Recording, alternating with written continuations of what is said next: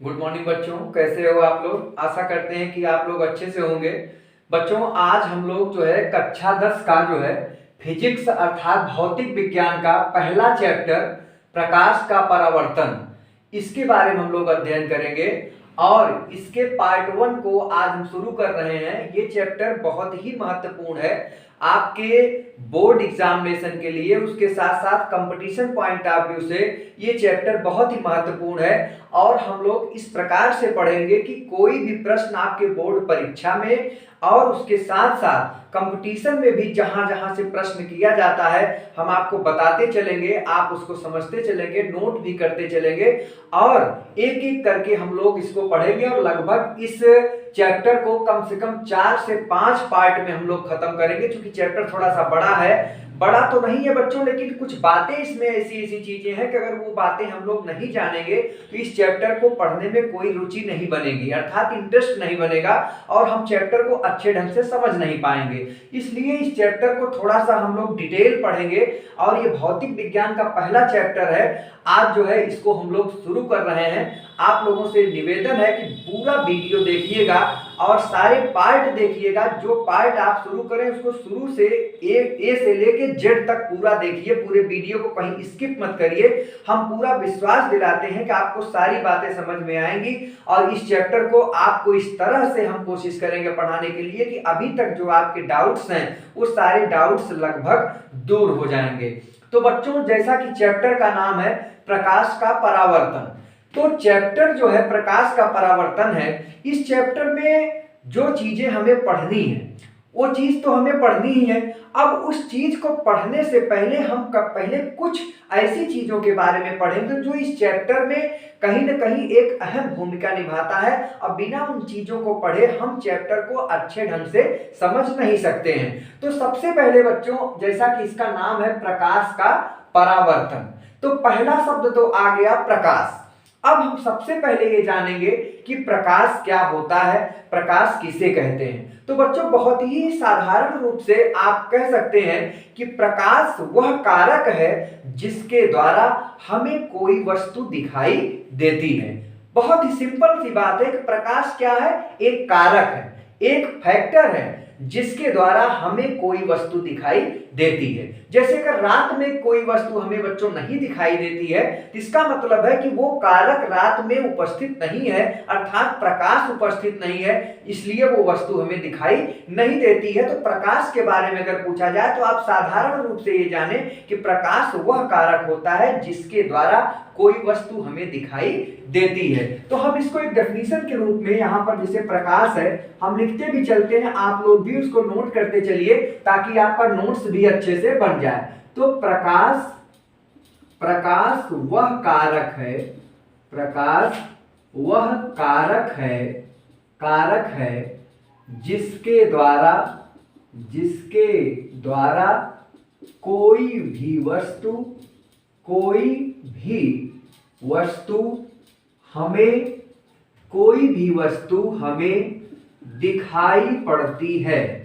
दिखाई पड़ती है या देती है। बहुत ही सिंपल है। आपसे अगर कोई पूछे कि प्रकाश क्या होता है, तो प्रकाश वह कारक है जिसके द्वारा कोई भी वस्तु हमें दिखाई पड़ती है। आप बहुत ही सिंपल रूप से कह सकते हैं जहां पर प्रकाश है तभी हमें कोई वस्तु दिखाई देती है, और प्रकाश नहीं है तो हमें कोई भी वस्तु दिखाई नहीं पड़ेगी। तो ये तो प्रकाश का एक सिंपल सी परिभाषा हुआ कि प्रकाश क्या चीज होते हैं। इसके बाद आता है बच्चों, जो कि अब ये प्रकाश तो हम लोगों ने पढ़ लिया, अब प्रकाश के स्रोत के बारे में हम लोग जानेंगे कि प्रकाश के स्रोत अर्थात सोर्स ऑफ लाइट, इसको अंग्रेजी में प्रकाश को लाइट बोलते हैं। आप लोग ये थोड़ा सा अंग्रेजी का टर्म भी जानिए। आज एक लड़के का कमेंट आया था, उसने कहा कि सर थोड़ा सा इंग्लिश का भी कमेंट आप टर्म बोल दिया करिए। तो बच्चों, हम थोड़ा सा ध्यान देंगे कि इंग्लिश के टर्म पर भी थोड़ा थोड़ा चर्चा करते चलेंगे ताकि उन बच्चों के लिए भी थोड़ा आसान हो जाए जिनका वर्जन इंग्लिश है। तो प्रकाश क्या है, लाइट क्या है? प्रकाश वह कारक है जिसके द्वारा कोई भी वस्तु हमें दिखाई पड़ती है। इसके बाद आता है प्रकाश के स्रोत अर्थात प्रकाश के स्रोत कहने का मतलब सोर्स ऑफ लाइट क्या है इसका, इसको लिखेंगे सोर्स ऑफ लाइट, अर्थात प्रकाश के क्या है स्रोत। इसके बारे में हम लोग पढ़ेंगे कि प्रकाश के स्रोत कौन कौन से होते हैं जिसके द्वारा हमें प्रकाश प्राप्त होता है। तो प्रकाश के स्रोत के बारे में हम लोग जानेंगे कि प्रकाश का स्रोत होता क्या है। तो प्रकाश के स्रोत का मतलब प्रकाश का साधन, अर्थात वह साधन जिसके द्वारा हमें प्रकाश प्राप्त होता है उसे हम प्रकाश का स्रोत कहते हैं। जैसे इसको लिखेंगे, वह साधन जिसके द्वारा हमें प्रकाश प्राप्त होता है उसे क्या कहेंगे बच्चों? उसे प्रकाश का स्रोत कहा जाता है। प्रकाश का स्रोत कहा जाता है। बहुत ही सिंपल है। प्रकाश का स्रोत क्या है? वह साधन जिसके द्वारा हमें प्रकाश प्राप्त होता है।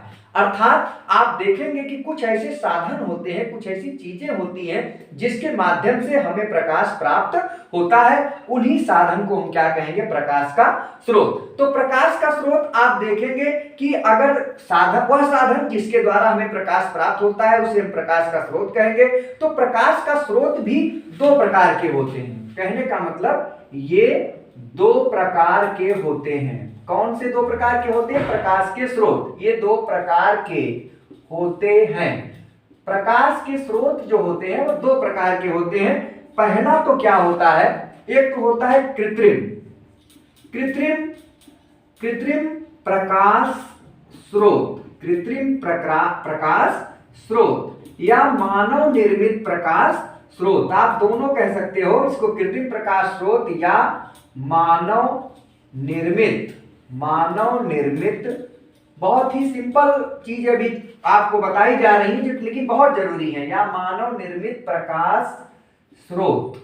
ये अगर आपसे पूछा जाए कि कृत्रिम प्रकाश स्रोत या मानव निर्मित प्रकाश स्रोत, तो जैसा कि इसके शब्द से ही क्लियर है कि ऐसे प्रकाश के स्रोत जो क्या है? मानव निर्मित हो, अर्थात मानव द्वारा निर्मित हो, हम लोगों के द्वारा बनाए गए हो, उन्हें हम क्या कहेंगे? मानव निर्मित प्रकाश स्रोत। जैसे आप कह सकते हैं आप टार्च है, मोमबत्ती है, बल्ब है, ये सब क्या है? कहीं ना कहीं ये मानव निर्मित है या इसको हम कृत्रिम प्रकाश के स्रोत कहेंगे। क्योंकि आप जानते हैं कि टार्च से भी हमें प्रकाश प्राप्त होता है, मोमबत्ती जलाते हैं उससे भी हमें प्रकाश प्राप्त होता है, ये बल्ब जो जल रहा है इससे भी हमें प्रकाश प्राप्त हो रहा है। तो ये सारे स्रोत जो है जिनसे हमें प्रकाश मिल रहा है ये कैसे हैं? ये मनुष्य द्वारा, मानव द्वारा निर्मित है। अतः इन्हें हम मानव निर्मित प्रकाश स्रोत कहेंगे या कृत्रिम प्रकाश स्रोत कहेंगे। तो सिंपल सी डेफिनेशन है, वे प्रकाश स्रोत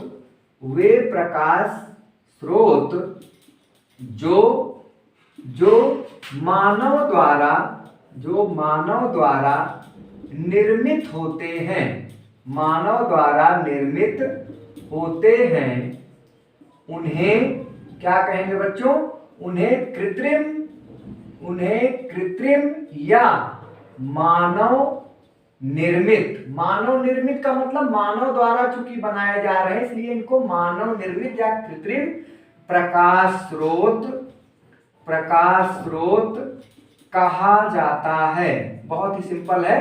अर्थात ऐसे प्रकाश स्रोत जो मानव द्वारा निर्मित हो उन्हें क्या कहा जाता है? कृत्रिम प्रकाश स्रोत या मानव निर्मित प्रकाश स्रोत। उदाहरण में आप दे सकते हैं, जैसे क्या है? मोमबत्ती। आपका ये मोमबत्ती जो है ये मानव निर्मित है, ये ऐसा प्रकाश स्रोत है जो मनुष्य द्वारा बनाया गया। मोमबत्ती है, बल्ब है, टार्च है आदि। इस प्रकार से आप ऐसी वस्तुओं का यहाँ पर ऐसे प्रकाश के स्रोत का उदाहरण देंगे जो मनुष्य द्वारा निर्मित है, अर्थात वो मानव द्वारा बनाया गया है। तो ऐसे प्रकाश स्रोत को क्या कहेंगे? कृत्रिम प्रकाश स्रोत या मानव निर्मित प्रकाश स्रोत। दूसरा जो प्रकाश का स्रोत है वो प्राकृतिक है, प्राकृतिक प्रकाश स्रोत। ये दूसरा जो है प्राकृतिक प्रकाश स्रोत जो नेचुरल प्राकृतिक को बोलेंगे नेचुरल, इसको बोलेंगे आर्टिफिशियल। तो नेचुरल प्रकाश का स्रोत आप जानते हो कि ऐसे प्रकाश के स्रोत जो प्राकृतिक हो, अर्थात जो मनुष्य द्वारा बनाए न गए हो, वो प्रकृति से हमें प्राप्त होती है। जैसे आपके सूरज है, चांद है, तारे हैं, ये सब ऐसे प्रकाश के स्रोत हैं जो मनुष्य द्वारा निर्मित नहीं है, ये नेचर द्वारा अर्थात प्रकृति द्वारा हमें मिले हैं और इनसे भी प्रकाश हमें मिलता है। तो हम कह सकते हैं कि ये सारे स्रोत ऐसे हैं जो क्या है, प्राकृतिक स्रोत हैं। इसके बारे में लिखेंगे कि वे प्रकाश स्रोत जो मानव द्वारा न बनाए जा सके, मानव द्वारा न बनाए जा सके, बल्कि प्रकृति से प्राप्त होते हैं, प्रकृति से या प्रकृति द्वारा प्राप्त होते हैं, उन्हें क्या कहते हैं, उन्हें प्राकृतिक प्रकाश स्रोत कहा जाता है। बहुत ही सिंपल बात बताई जा रही है, आप लोग थोड़ा सा ध्यान देंगे तो सारी बातें क्लियर हो जाएंगी। तो प्राकृतिक प्रकाश स्रोत में वे प्रकाश स्रोत जो मानव द्वारा न बनाए जा सकें बल्कि प्रकृति से प्राप्त होते हैं, उन्हें प्राकृतिक प्रकाश स्रोत कहा जाता है। उदाहरण में आप यहाँ दे सकते हैं, जो सबसे बड़ा उदाहरण है वो है आपका सूर्य। ये भी एक प्रकाश का स्रोत है जो कि प्राकृतिक है, मनुष्य द्वारा मानव द्वारा निर्मित नहीं हो सकता। चंद्रमा, इससे भी आपको प्रकाश मिलता है, या तारे, ये सब ऐसे प्रकाश के स्रोत हैं जो मनुष्य द्वारा निर्मित नहीं हो सकते, प्रकृति द्वारा प्राप्त होते हैं और इनसे प्रकाश मुझे मिलता है। तो ऐसे प्रकाश के स्रोत जो मानव द्वारा ना बनाए जा सके बल्कि प्रकृति से प्राप्त होते हैं, उन्हें हम प्राकृतिक प्रकाश का स्रोत कहा जाता है। तो आप देख रहे हैं कि प्रकाश क्या है, प्रकाश वह कारक है जिसके द्वारा कोई भी वस्तु हमें दिखाई पड़ती है। अब प्रकाश के स्रोत में आपने देखा कि प्रकाश के स्रोत क्या होते हैं, ऐसी चीजें जिनसे प्रकाश पैदा होता है, जिनसे प्रकाश निकलता है, उन्हें प्रकाश का स्रोत कहते हैं। यहाँ पर बताया गया कि वह साधन जिसके द्वारा हमें प्रकाश प्राप्त होता है उसे प्रकाश का स्रोत कहा जाता है। ये दो प्रकार के होते हैं। सबसे पहले कृत्रिम प्रकाश स्रोत या मानव निर्मित प्रकाश स्रोत, अर्थात जो मनुष्य द्वारा बनाए गए प्रकाश के स्रोत हैं उनको कृत्रिम या मानव निर्मित कहेंगे। जैसे मोमबत्ती है, बल्ब है, टार्च है, ये सब कृत्रिम है। क्यों? क्योंकि ये मनुष्य द्वारा बनाए गए हैं।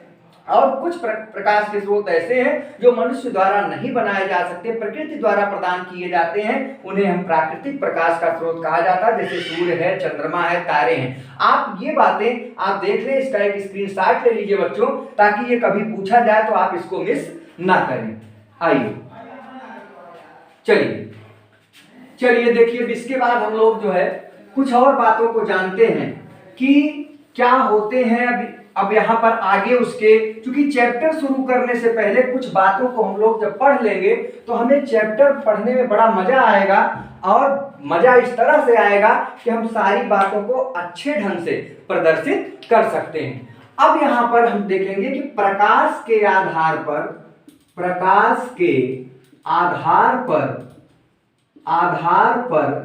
वस्तुएं, अर्थात प्रकाश के आधार पर वस्तुओं को हम कितने भागों में बांट सकते हैं, ये बातें हम लोग देखेंगे कि प्रकाश के आधार पर हम वस्तुओं को कितने भाग में बांट सकते हैं। तो प्रकाश के आधार पर हम वस्तुओं को दो भागों में बांट सकते हैं। पहला है प्रतिदीप्त, आपको यहाँ पर दीप्तिमान ऐसा लिख लें, दीप्तिमान वस्तुएं, और दूसरा है अदीप्तमान वस्तुएं। अर्थात प्रकाश के आधार पर हम वस्तुओं को दो भागों में, आपके चारों ओर अगर प्रकाश के आधार पर विभिन्न प्रकार की वस्तुएं पाई जाती हैं, अगर प्रकाश के आधार पर देखा जाए तो प्रकाश के आधार पर हम क्या करेंगे, वस्तुओं को कुल हम क्या करेंगे, दो भागों में बांट देंगे। एक तो क्या कहेंगे कि दीप्तिमान, या इन्हीं को प्रदीप्त वस्तु भी कहा जाता है, याद रखेंगे, प्रदीप्त, याद रखेंगे इसको, प्रदीप्त वस्तुएं, चाहे दीप्तिमान कहो चाहे प्रदीप्त, या इसी को अप्रदीप्त भी कह सकते हो, अप्रदीप्त वस्तुएं। आप लोग थोड़ा शब्दों पर ध्यान देंगे कि आप देख रहे हैं कि वस्तुओं को प्रकाश के आधार पर दो भागों में बांट दिया गया। पहला तो है दीप्तिमान वस्तुएं या प्रदीप्त वस्तुएं, दूसरा जो है अदीप्तमान वस्तुएं या अप्रदीप्त वस्तुएं। अब इनके बारे में थोड़ा थोड़ा हम जान ले कि दीप्तिमान वस्तु क्या है और अदीप्तमान वस्तु क्या है। कैसे इनके बारे में हम लोग जानेंगे कि कौन कौन सी वस्तुएं दीप्तिमान वस्तुएं हैं और कौन कौन सी वस्तुएं अदीप्तिमान वस्तुएं हैं। तो बहुत ही सिंपल है, ये जो दीप्तिमान या प्रदीप्त वस्तुएं जो होती हैं, ऐसी वस्तुएं होती हैं जिनसे प्रकाश निकलता है। अर्थात आप ये कह सकते हैं कि जो प्रकाश के स्रोत हैं उन्हें हम दीप्तिमान वस्तुओं के अंतर्गत रख सकते हैं। बहुत सारी चीजें ऐसी होती हैं, आपने देखा होगा आपके चारों ओर कुछ ऐसी चीजें पाई जाती हैं जिनसे प्रकाश निकलता है, वो दीप्तिमान वस्तुएं कही जाएंगी। जैसे बल्ब है, बल्ब से प्रकाश निकलता है, ये प्रकाश का स्रोत भी है। तो हम ये कह सकते हैं कि ऐसी वस्तुएं जिनसे प्रकाश निकलता हो, जिनसे हमें प्रकाश मिलता हो, उन्हें हम प्रदीप्त वस्तु या दीप्तिमान वस्तु कहते हैं। और कुछ वस्तुएं ऐसी भी होती हैं जिनसे प्रकाश नहीं निकलता है, उन्हें हम क्या कहेंगे, अदीप्तिमान वस्तु। जैसे आपका ये मार्कर है, अब मार्कर से प्रकाश नहीं निकलेगा, तो जाहिर सी बात है कि इसको हम किस में रखेंगे, अदीप्तिमान वस्तु में रखेंगे या अप्रदीप्त वस्तु में रखेंगे। लेकिन अगर दीप्तिमान वस्तु में क्या है, जैसे आपका टार्च है, टार्च से भी प्रकाश निकलता है? उसको दीप्तिमान में रखेंगे। या बल्ब है, उसको भी हम दीप्तिमान वस्तु में रखेंगे। सूर्य है, चंद्रमा है, तारे हैं, जिनसे प्रकाश निकलता है, ऐसी वस्तुओं को हम क्या कहेंगे, दीप्तिमान वस्तु कहेंगे। यहां पर लिख लेते हैं, ऐसी वस्तुएं, ऐसी सभी वस्तुएं, ऐसा लिखें, ऐसी सभी वस्तुएं जिनसे, ऐसी सभी वस्तुएं जिनसे प्रकाश निकलता है, अर्थात उत्सर्जित होता है, निकलता है, उन्हें क्या कहते हैं, उन्हें दीप्तिमान, उन्हें दीप्तिमान या प्रदीप्त वस्तु, प्रदीप्त वस्तुएं, प्रदीप्त वस्तुएं कहा जाता है, कहा जाता है। बहुत ही सिंपल है। अर्थात आप कह सकते हैं कि ऐसी सभी वस्तुएं जिनसे प्रकाश निकलता हो, उन्हें हम दीप्तिमान वस्तु या प्रदीप्त वस्तु कहते हैं। उदाहरण में आप यहां दे सकते हैं, सबसे पहले आप सूर्य का दे दें, चंद्रमा का दे दें, तारों का दे दें, तारे हैं, आपका बल्ब है, ट्यूबलाइट है, मोमबत्ती है, आदि आदि। बहुत सारी चीजें ऐसी होती हैं जिनसे होकर क्या निकलता है, प्रकाश निकलता है, उन्हें हम दीप्तिमान वस्तु या प्रदीप्त वस्तु कहते हैं। अब इसी का जस्ट उल्टा क्या है, जिनसे प्रकाश न निकलता हो, ऐसी वस्तुएं, ऐसी वस्तुएं जिनसे, जिनसे, जिनसे प्रकाश, जिनसे प्रकाश न निकलता हो, न निकलता हो, निकलता हो, उसे, उसे अदीप्तिमान, अदीप्तिमान वस्तुएं, अदीप्तमान वस्तुएं या अप्रदीप्त, दोनों एक ही शब्द है, आप लोग कंफ्यूज मत होइएगा। अप्रदीप्त वस्तुएं कहा जाता है, अप्रदीप्त वस्तुएं कहा जाता है। बहुत ही सिंपल है।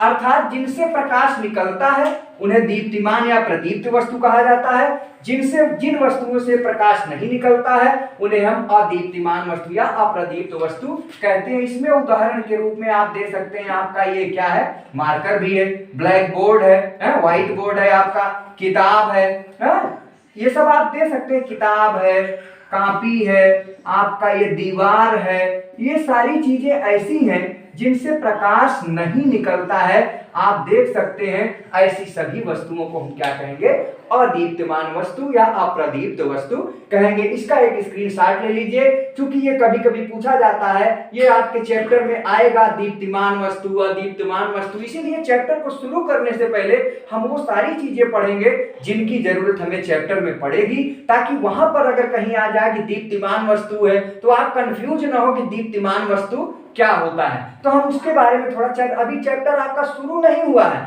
लेकिन चैप्टर आप मान के चलो कि धीरे धीरे हम लोग चैप्टर में प्रवेश करेंगे। लेकिन चैप्टर में प्रवेश करने से पहले हम अपनी सारी तैयारी कर लें, ताकि चैप्टर में जब पढ़ें तो सारी बातें हमें समझ में आ जाए। तो वस्तुओं को हम प्रकाश के आधार पर दो भागों में बांट दिए, दीप्तिमान वस्तु और अदीप्तिमान वस्तु, जिनके बारे में हमने बताया कि वे सभी वस्तुएं जिनसे प्रकाश निकलती है उन्हें दीप्तिमान वस्तु कहा जाता है, और वे सभी वस्तुएं जिनसे प्रकाश न निकल सके उन्हें हम अदीप्तिमान वस्तु कहते हैं। इसका एक स्क्रीनशॉट ले लीजिए बच्चों, ताकि इसको नोट्स में आप लोग अच्छे से लिखते चलें और कोई दिक्कत न हो पाए। आइए चलिए, इसके बाद जो है हम लोग देखेंगे कि आगे अब प्रकाश, चूंकि प्रकाश का परावर्तन हमें पढ़ना है, तो हम उन चीजों का अध्ययन कर रहे हैं जिनकी हमें जरूरत है। अब अगला जो टॉपिक आपको यहां पर पढ़ना है वो है प्रकाश की किरणें। प्रकाश की किरणें, ये सारे टर्म, ये सारे शब्द आपको चैप्टर में मिलेंगे, इसलिए इन सब के बारे में हमें अध्ययन करना बहुत जरूरी है। जब तक हम इनके बारे में जानेंगे नहीं, तब तक हम चैप्टर में अपना इंटरेस्ट नहीं दे पाएंगे और हमें तकलीफ होगी, हमें दिक्कत होगी और लगेगा कि यार ये फिजिक्स बहुत टफ है, जो कि बिल्कुल टफ नहीं है। आप थोड़ा सा मेरे साथ चलते रहिए और चैप्टर को शुरू से ही आप उसको नोट करते चलिए, नोट्स बनाते चलिए। आप, हमको पूरा विश्वास है कि आपको 80% इसी क्लास में ही समझ में आ जाएगा। मैं वादा करता हूं, आप अपना दिमाग खोल के, कान खोल के, शरीर और मस्तिष्क दोनों से आप जुड़े रहिए। आपको 80% मैं वादा करता हूं कि इसी क्लास में ही आपको समझा दूंगा, और 20% आपका जो बचेगा आप थोड़ा सा एक बार उसको रिवाइज कर लेंगे तो आपका पूरा चैप्टर समाप्त हो जाएगा। तो प्रकाश की किरणों के बारे में देखा जाए कि ये क्या होती हैं, ये भी शब्द आएगा किरणें, प्रकाश की किरणें। अब ये होता क्या है प्रकाश की किरणें? तो बहुत ही सिंपल है बच्चों, कि प्रकाश क्या होता है, सीधी रेखा में चलता है। प्रकाश टेढ़ा मेढ़ा नहीं चलता है, प्रकाश क्या होता है, सीधी रेखा में चलता है। तो चलने के लिए एक रास्ता होता है, अर्थात वो सीधी रेखा में चल रहा है तो क्या होता है, उसका एक रास्ता होता है। तो प्रकाश जिस रास्ते से होकर चलता है उसी रास्ते को क्या कहा जाता है, प्रकाश की किरणें, यानी प्रकाश के चलने का मार्ग। तो यहां पर क्या लिखेंगे, प्रकाश जिस मार्ग से, प्रकाश जिस मार्ग से चलता है, प्रकाश जिस मार्ग से चलता है उसे, उस मार्ग को क्या आप लिखें, उस मार्ग माने रास्ता, उस मार्ग को क्या कहेंगे बच्चों, प्रकाश की किरणें कहा जाएगा, किरणें कहा जाएगा। बहुत ही सिंपल है, लगभग ये सारी बातें हम लोग जानते हैं, लेकिन बस उसको हम लोग साइंटिफिक ढंग से, सिस्टम से हम लोग उसको कह दें। बाकी कोई बहुत बड़ी बात हम आपको नहीं बता रहे हैं, लगभग आप लोग सारी बात ये जानते भी हो, लेकिन इसको थोड़ा सिस्टम में कह देना। तो प्रकाश जिस मार्ग से चलता है, कहने का मतलब मान लो प्रकाश तो सीधी रेखा में से चलता है, ये प्रकाश के चलने, ये रास्ता है, इस तरीके से चलेगा। तो जिस मार्ग से चलता है, अर्थात ये जो सीधी रेखा में चल रहा है, इसी को क्या कहेंगे, प्रकाश की किरण। आप यहां लिख सकते हैं कि इसे तीर द्वारा, तीर आप देख रहे हैं, ये तीर, इसे तीर द्वारा प्रदर्शित किया जाता है, प्रदर्शित किया जाता है, ये प्रदर्शित किया जाता है। तीर द्वारा किसे प्रदर्शित करते हैं, प्रकाश की किरणों को। अर्थात ये जो तीर आप देख रहे हैं, इससे ये संकेत मिल रहा है कि प्रकाश यहां से इधर की ओर जा, जिधर तीर रहेगा हमको अनुमान लगा लेना है प्रकाश इस दिशा से इस दिशा में जा रही है। मान लीजिए अगर तीर इधर है तो इसको हम तुरंत पता लगा लेंगे प्रकाश उधर से इधर आ रही है। तो ये प्रकाश की क्या है, किरणें हैं। और इसके हम क्या जानेंगे प्रकाश की किरणों के बारे में, कि जिस मार्ग से प्रकाश चलता है उसी मार्ग को प्रकाश की किरण कहा जाता है। बहुत ही सिंपल है। आप इसके बाद थोड़ा सा एक बात और जान लेंगे कि प्रकाश किरणें तो आप लोग जान लिए। अब एक इसकी इसी से संबंधित है, एक इसको मिटा देते हैं, ये वाला ये मिटा देते हैं, आपको समझाने के लिए मैंने बताया था। इसके बाद है एक टॉपिक आता है किरण पुंज। किरण पुंज, ये जो चीजें आप बच्चों पढ़ रहे हो, ये आपको इस चैप्टर में जगह जगह मिलेंगी। इसीलिए हमने आज सोचा कि पार्ट 1 में हम लोग इस पाठ का वो चीज पढ़ लें जिनकी जरूरत हमें पाठ में पड़ेगी। जैसे अगर आप स्कूल बच्चा जाता है तो पहले उसको कबूतर नहीं पढ़ाया जाता, बल्कि उसको गोली बनाना, अंडा बनाना सिखाया जाता है। तो हम लोग पहले अगर अंडा वगैरह बनाना सीख लेंगे तो जाहिर सी बात है कि हमें पाठ पढ़ने में आसानी होगी और इंटरेस्ट मेरा बना रहेगा। कहीं पे किरण पुंज आएगा तो हमें सोचना नहीं पड़ेगा कि ये कौन सी चिड़िया का नाम है। किरण पुंज, जैसा कि इसके नाम से, किरण तो आपने पढ़ लिया, किरण वही है जो प्रकाश की किरण अभी आपने पढ़ा, अर्थात प्रकाश के चलने का मार्ग। अब पुंज माने क्या होता है? गुच्छा। पुंज का मतलब क्या होता है? समूह। यहां पर आप कह सकते हैं किरण तो आपने ऊपर देख लिया कि किरण क्या होता है? मार्ग। किसका मार्ग? प्रकाश का मार्ग। किरण प्लस पुंज, अगर आप इसको थोड़ा सा तोड़ दें तो किरण प्लस पुंज। किरण क्या है? प्रकाश का मार्ग। प्रकाश का मार्ग या रास्ता, प्रकाश का रास्ता, प्रकाश के चलने का रास्ता। आप ऐसा लिख दें, प्रकाश के चलने का रास्ता क्या है? किरण।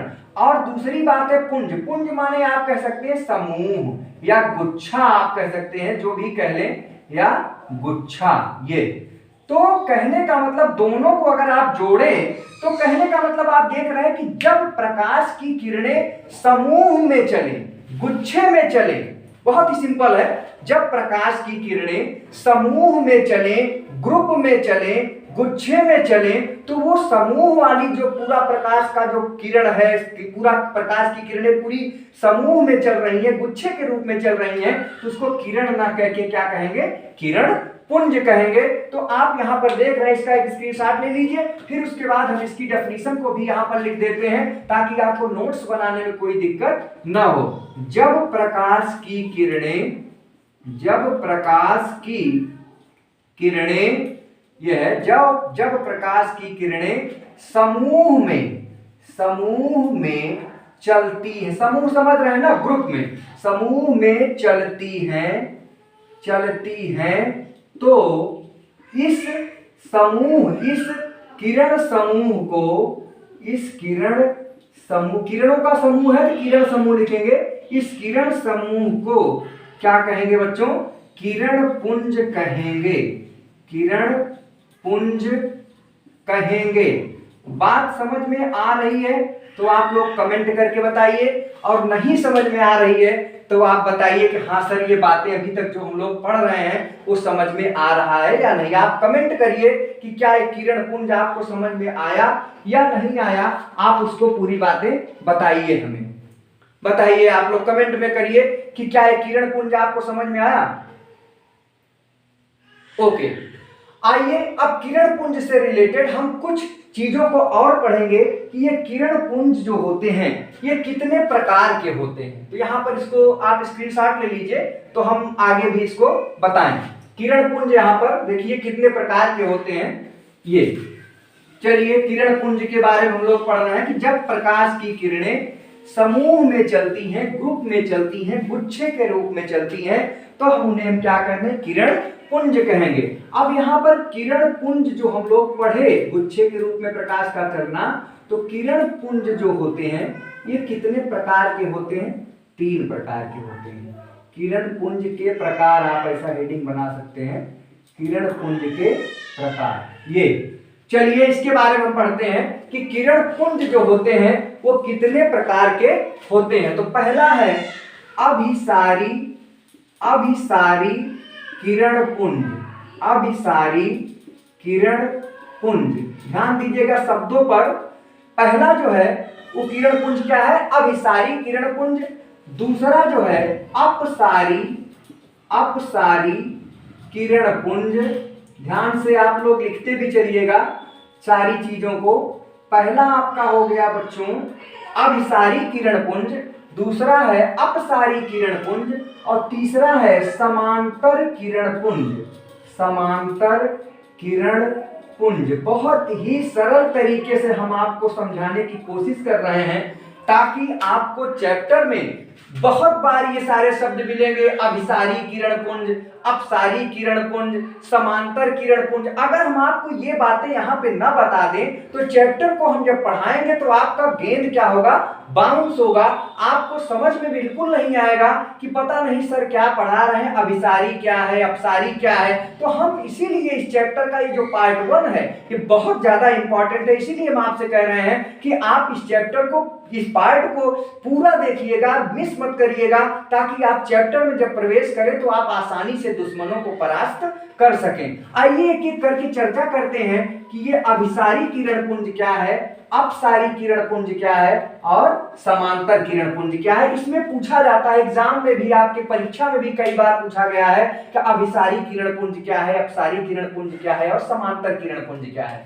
होता क्या है बच्चों, अगर आप लोग ध्यान से मेरी बात को समझें तो सारी बातें आपको समझ में आएंगी। अब इस सारी किरण पुंज में हम एक एक करके चर्चा करते हैं। यहाँ पर एक देखते हैं, जैसे मान लीजिए कोई प्रकाश की किरणें मान लीजिए ये आ रही है, ये यहां से आई, ये यहां से आई, ये यहां से आई, ये यहां से आ रही है प्रकाश की किरण, एक यहां से आ रही है। आप देखिए कि ये जो प्रकाश की जो किरणें हैं ये किसी एक बहुत सारी पुंज है। तो अभी हमने आपको बताया था कि जब किरणों का समूह आता है तो उसी को किरण पुंज कहेंगे। तो ये किरण पुंज तो है, लेकिन यहां पर आप देख रहे हैं कि सारी किरणें क्या होती हैं, जो सभी किरण पुंज हैं, ये जो किरण की जो गुच्छे हैं, समूह है, ये किसी एक बिंदु पर आके मिल रही हैं। तो कहने का मतलब किरण पुंज ऐसी सभी किरणों का समूह जो किसी एक बिंदु पर आकर मिलती हैं, उन्हें हम क्या कहेंगे, अभिसारी किरण पुंज कहेंगे। अर्थात इसको हम लिखेंगे कि वे किरण पुंज जो एक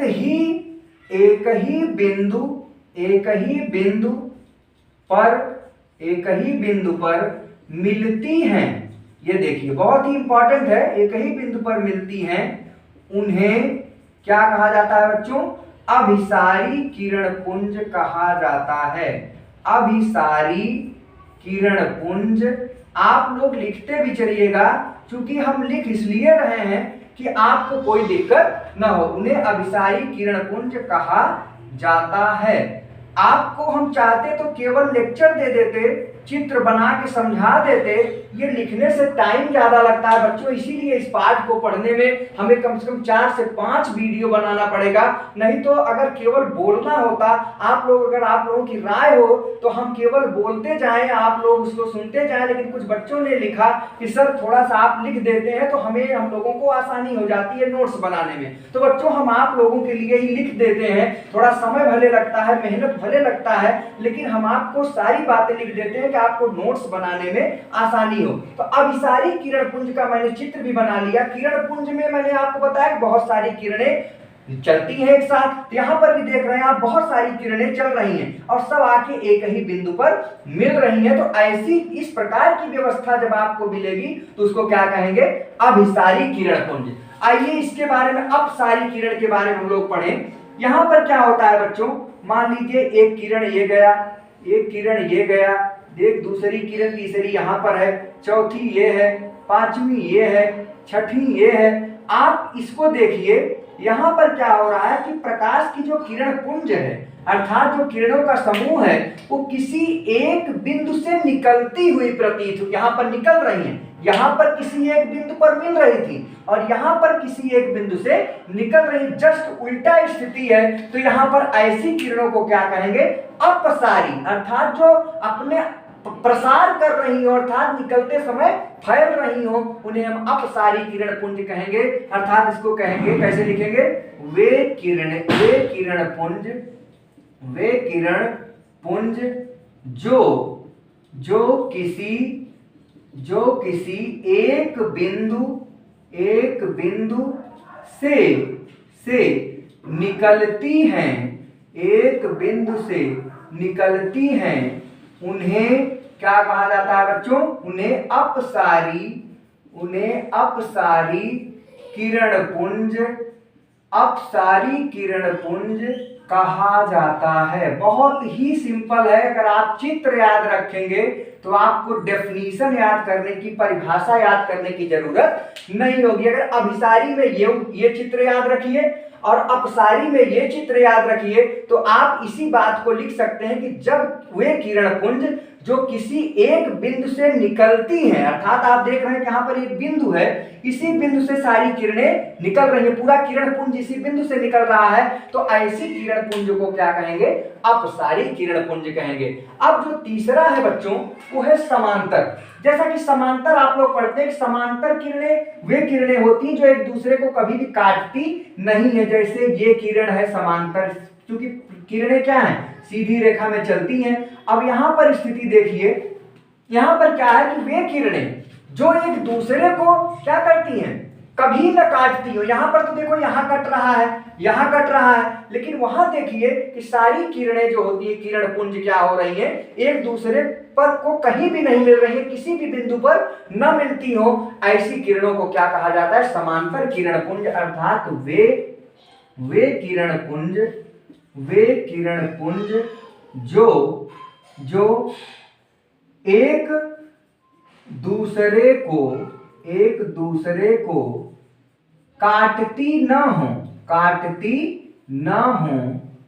उन्हें क्या कहा जाता है बच्चों?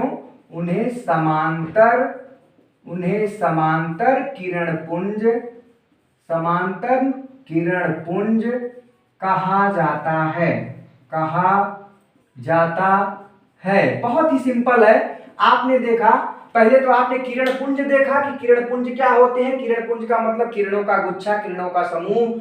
फिर किरण पुंज में आपने देखा 3 प्रकार की किरण पुंज है। अभिसारी किरण पुंज, अभिसारी में आपने देखा जब बहुत सारी किरणें एक बिंदु पर मिलती हैं तो उनको अभिसारी किरण पुंज कहा जाता है। अपसारी किरण पुंज में क्या होता है? जब बहुत सारी किरणें एक बिंदु से निकलती हैं उन्हें हम अपसारी किरण पुंज कहते हैं। और समांतर किरण पुंज में क्या होता है? जब बहुत सारी किरणें एक दूसरे को काटती न हो। आप देख रहे हैं चाहे जहां बढ़ाएंगे ये सीधी रेखा में गमन करेगी, ये काटेंगी नहीं, तो ऐसी किरण पुंज को समांतर किरण पुंज कहा जाएगा। अगर आपको ये बातें समझ में आ रही हो तो ठीक है, नहीं तो एक उदाहरण के माध्यम से आप समझ सकते हैं। जैसे अभिसारी किरण पुंज अगर समझना हो तो हम लोग बचपन में क्या करते थे, आप लोगों ने देखा होगा, एक कुछ ऐसा लेंस मिलता है, कुछ ऐसा गोला टाइप का, इस तरीके का, ऐसे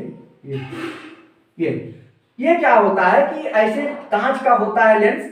इसको क्या करते हैं, जब सूर्य की रोशनी में हम लोग रखते हैं, ये क्या करता है? पूरी सूर्य की रोशनी को एक जगह केंद्रित कर देता है। जैसे सूर्य की रोशनी इस पे पड़ेगी तो क्या होगा कि ये सारी किरणों को एक जगह कर देता है, ये इस तरीके से यहाँ पर। और यहाँ पर अगर कोई कागज या कोई माचिस की तीली अगर रख दीजिए, आप देखे होंगे प्रैक्टिकल को करके, हम लोग बचपन में ये काम बहुत अच्छे से करते थे, बड़ा मजा आता था कि कैसे इसको कर रहे हैं।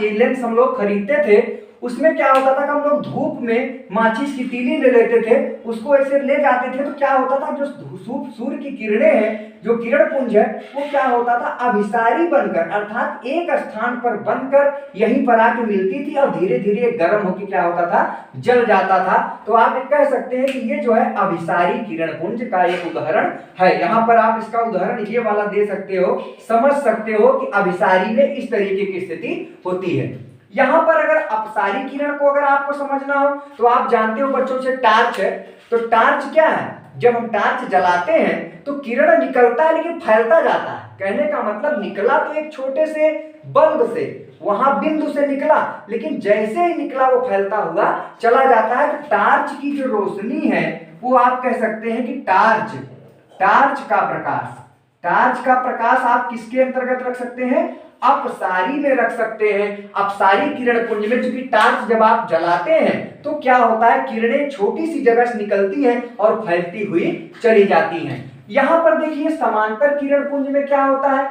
समांतर किरण पुंज आपने देखा होगा कभी लेजर लाइट, अगर आप लोगों ने देखा होगा, लेजर लाइट जैसे यहां से जलाइए तो उसका रास्ता नहीं दिखाई पड़ता है, लेकिन वो क्या होता है? जहां पे जलाएंगे, जहां पे लगाएंगे, वहां पर वो दिखाई देगा। तो वो समांतर रूप से चलता है, इसलिए आप कह सकते हैं कि इसमें उदाहरण दे सकते हैं लेजर लाइट का। लेजर लेजर प्रकाश का आप उदाहरण समांतर किरण पुंज में दे सकते हैं। इसके माध्यम से आपने देखा कि किरण पुंज जो होते हैं 3 प्रकार के होते हैं, अभिसारी किरण पुंज, अपसारी किरण पुंज और समांतर किरण पुंज। इसका एक स्क्रीनशॉट बच्चों ले लीजिए ताकि हम लोग आगे पढ़ सकें। चलिए, बहुत ही इंटरेस्टिंग चैप्टर है। अगर आप ये सारी बातें समझ लेंगे तो आपको चैप्टर में कोई दिक्कत नहीं होगी। ये सारी बातें आपको वहां मिलेंगी तो आप आसानी से समझ जाओगे। अब कहीं पे आपको कोई दिक्कत नहीं होगी कि अपसारी कहा जाए, चाहे अभिसारी किरण पुंज कहा जाए या समांतर किरण पुंज कहा जाए, आपको कोई दिक्कत नहीं होगी। अब यहाँ पर प्रकाश के आधार पर हम पदार्थ को बांटेंगे। प्रकाश के आधार पर पदार्थ, प्रकाश के आधार पर, क्योंकि प्रकाश पढ़ रहे हैं तो प्रकाश के आधार पर ही हम यहां पर बहुत सारी चीजें देखेंगे। प्रकाश के आधार पर पदार्थ, ये तो प्रकाश के आधार पर पदार्थ जो होते हैं वो 3 प्रकार के होते हैं, याद रखिएगा। पहला है आपका पारदर्शी, पारदर्शी पदार्थ, पारदर्शी पदार्थ।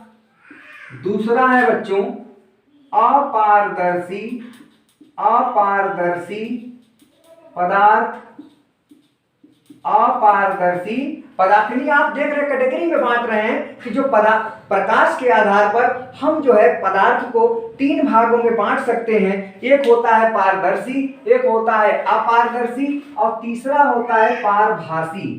पारभासी, ये पारभासी पदार्थ। अर्थात आप देख रहे हैं कि पदार्थ को यहां पर हम 3 कैटेगरी में बांट रहे हैं।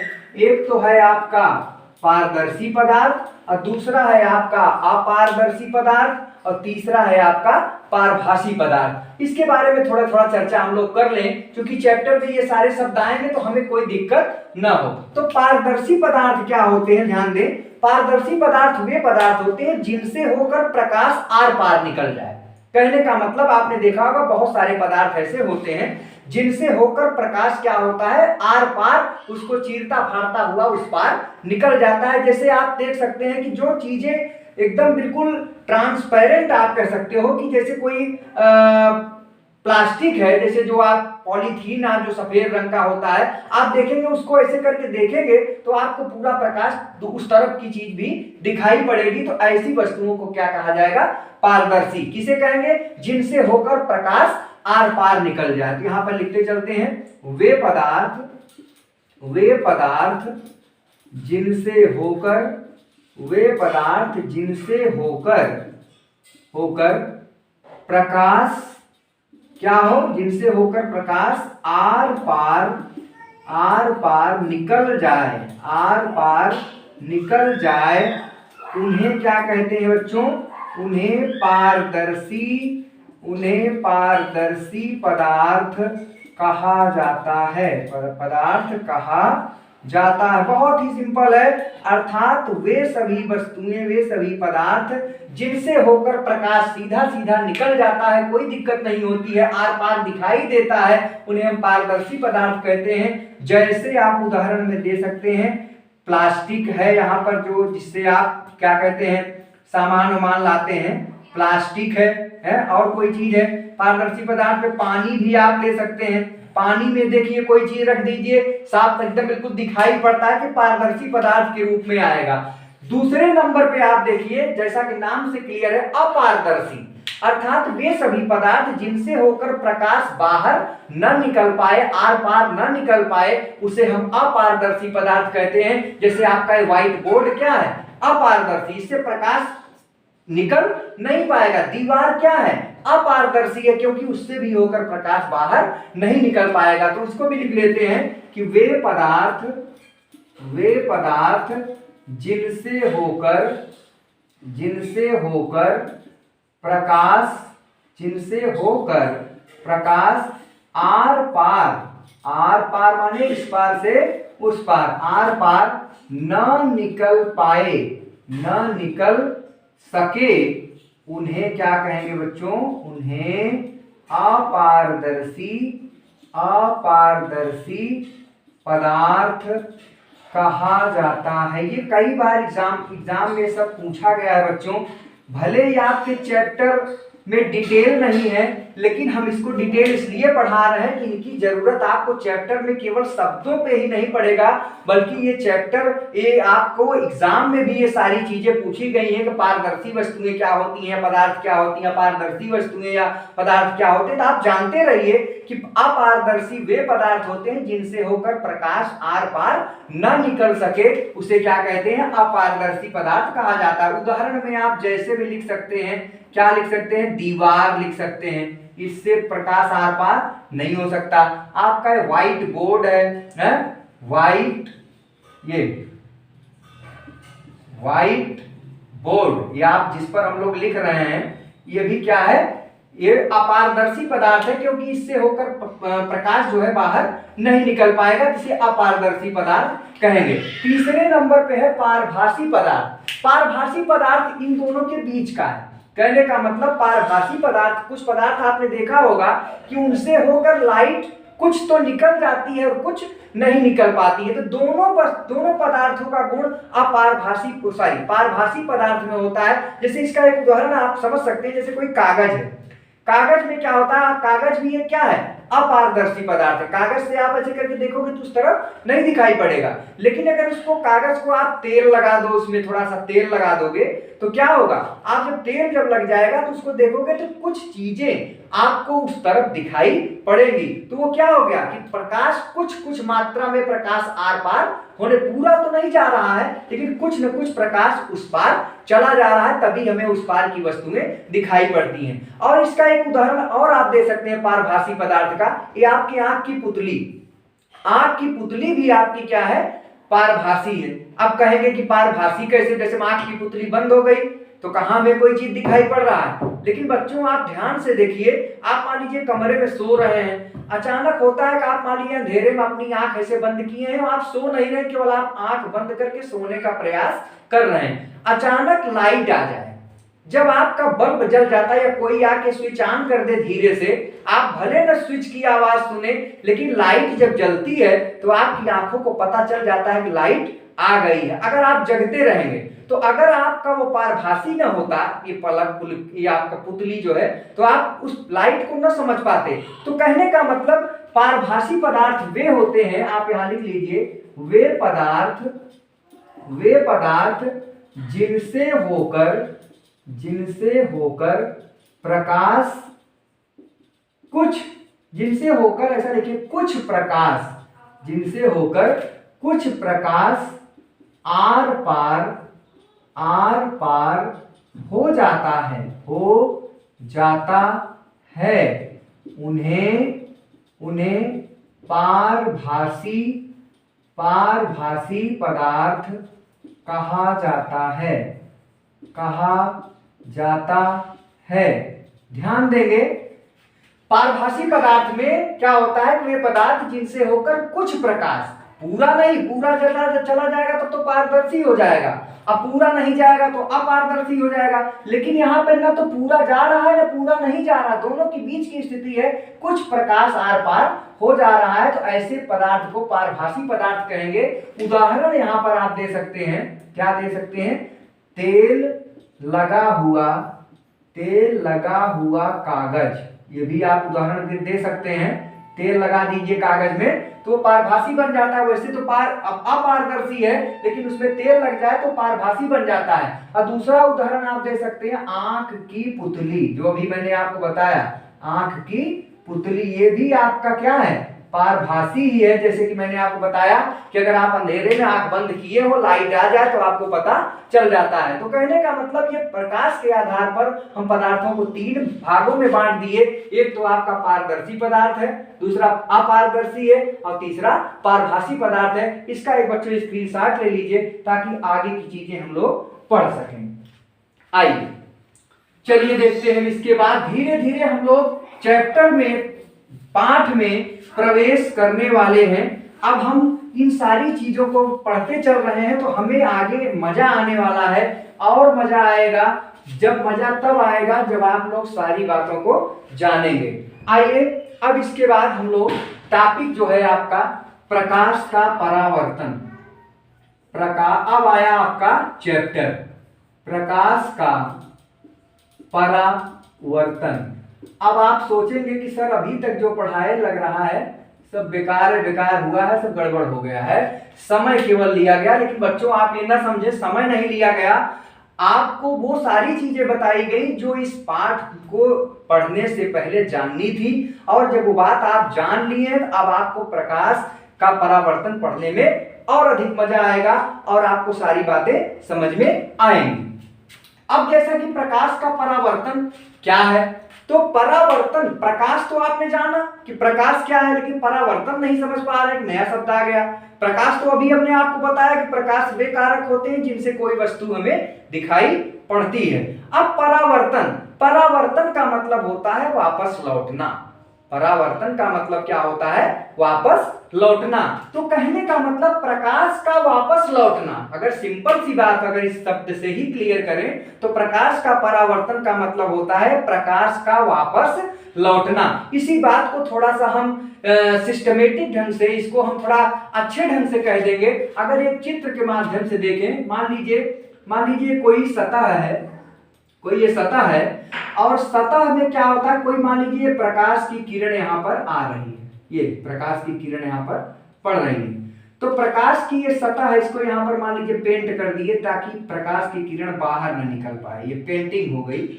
पेंटिंग कर देने से क्या होता है कि इधर जब पेंट लगा दिए तो अब प्रकाश की किरण आएगी तो इधर नहीं निकल पाएगी, वो उसी माध्यम में लौटेगी। अब प्रकाश की किरण आई, अब आने के बाद ये देखिए वापस भी जा रही है। तो प्रकाश की किरणें क्या हो रही, प्रकाश की किरण आई और वापस लौट गई। तो प्रकाश क्या होता है, प्रकाश का उसी माध्यम में वापस लौट जाना प्रकाश का परावर्तन। माध्यम आपके, अभी हम आपको माध्यम भी बताते हैं। माध्यम क्या होता है, जिससे होकर प्रकाश चलता है, जिस स्थिति में प्रकाश चले, जहां प्रकाश चले वह उसका माध्यम होता है। तो प्रकाश का परावर्तन में हम क्या लिखेंगे कि प्रकाश का अपने ही माध्यम में, जिस माध्यम से आया उसी माध्यम में लौट गया। जैसे देख रहे हो माध्यम वही है, अगर ये प्रकाश इधर चला आया होता तो माध्यम बदल जाता, लेकिन आप देख रहे हैं कि प्रकाश आया और इसी माध्यम में क्या हो गया, वापस लौट गया। तो उसे हम क्या कहेंगे, प्रकाश का परावर्तन। तो यहां पर सिंपल से लिख लेते हैं, प्रकाश का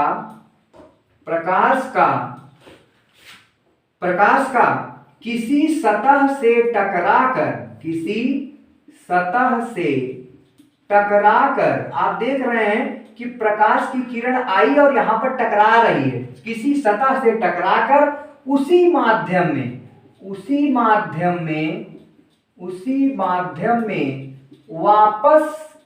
वापस लौट जाना। बहुत ही सिंपल तरीके से बच्चों, आपको एकदम देहाती लैंग्वेज में हम आपको पढ़ा रहे हैं। उसी माध्यम में वापस लौट जाना ही क्या कहा जाता है, प्रकाश का परावर्तन कहा जाता है। प्रकाश का परावर्तन कहा जाता है। बहुत ही सिंपल है। आप थोड़ा सा दिमाग को अगर थोड़ा जोर अगर आप लोग देंगे तो आपको, हमको लगता है कि चैप्टर सारी बातें आपको समझ में आएंगी, और चैप्टर पढ़ने के बाद आपको लगेगा कि चैप्टर में कोई दम नहीं था। वैसे तो आप देख रहे होंगे कि अरे भाई ये तो बहुत कठिन चैप्टर है, कैसे पढ़ेंगे, कैसे जानेंगे, लेकिन हम आपको विश्वास दिलाते हैं कि अगर आप थोड़ा सा दिमाग लगा के अगर आप मेरे साथ चलते रहेंगे तो आपको कहीं से कोई दिक्कत नहीं आएगी। तो हमने क्या लिखा, प्रकाश का किसी सतह से टकराकर, आप देख रहे हैं कि प्रकाश की ये किरण आई, इस सतह, ये सतह है, और इस सतह से टकराकर उसी माध्यम में वापस लौट जाना क्या कहलाता है, प्रकाश का परावर्तन कहा जाता है। तो ये बातें आप लोग इसका एक स्क्रीनशॉट ले लीजिए, प्रकाश का परावर्तन इस तरीके से आप जानें। अब यहां पर इसका एक स्क्रीनशॉट ले लीजिए, तब हम इस पे कुछ आगे बढ़ें। देखिए प्रकाश का परावर्तन आपने जान लिया, ये बात हो गई। अब चूंकि इसमें आपको परावर्तन के नियम पढ़ने हैं, तो परावर्तन के नियम को पढ़ने से पहले बच्चों, हम परावर्तन के नियम को, चूंकि परावर्तन के दो नियम हैं, अभी मैं आपको डायरेक्ट परावर्तन के दोनों नियम बता दें तो आपको फिर गेंद बाउंस होगा और आपको लगेगा कि पता नहीं क्या क्या चीजें बताई जा रही हैं, हमें समझ में नहीं आ रहा है। तो प्रकाश का परावर्तन तो हमको लगता है कि आपको समझ में आ गया होगा कि प्रकाश की किरण का किसी सतह से टकराकर उसी माध्यम में वापस लौट जाना प्रकाश का परावर्तन है। अब प्रकाश के परावर्तन का नियम है, जो दो नियम है। कई बार आपसे मोस्ट इंपॉर्टेंट क्वेश्चन आपका बनता है कि प्रकाश के परावर्तन का नियम कितने नियम है। तो दो नियम है, हम लोग उसको भी पढ़ेंगे और वो दोनों नियम कौन कौन से हैं उसको भी हम आपको बताएंगे। लेकिन उसको बताने से पहले हम कुछ बातों को स्पष्ट कर लें तो बेहतर होगा, तो वो नियम पूरा आपको रटना नहीं पड़ेगा, पूरी बातें समझ में आ जाएंगी। तो प्रकाश का परावर्तन जो है, अगर आप ऐसा देखें, इसको आप एक स्क्रीनशॉट ले लीजिए तो उसको अलग से हम लोग देख लेते हैं।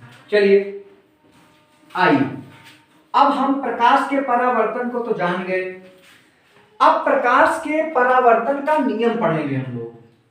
प्रकाश के परावर्तन, आपने प्रकाश का परावर्तन पढ़ लिया, तो परावर्तन के कुछ नियम है। प्रकाश के परावर्तन का नियम बहुत ही इंपॉर्टेंट, मोस्ट इंपॉर्टेंट टॉपिक आपका ये चल रहा है। एग्जाम में लगभग 20 बार आपसे क्वेश्चन पूछा गया है, बोर्ड परीक्षा में पूछा गया है कि परावर्तन के नियम क्या होते हैं। 2 से 3 नंबर में आपसे पूछा जाता है, बहुत ही सरल है। और आप अगर आज जान लिए तो आपका 2 से 3 नंबर बोर्ड में पक्का हो गया और आपके कंपटीशन में भी आपका ये प्रश्न आता है। अब आप देखिए, प्रकाश के परावर्तन के नियम को पढ़ने से पहले कुछ बातें हम जान लें।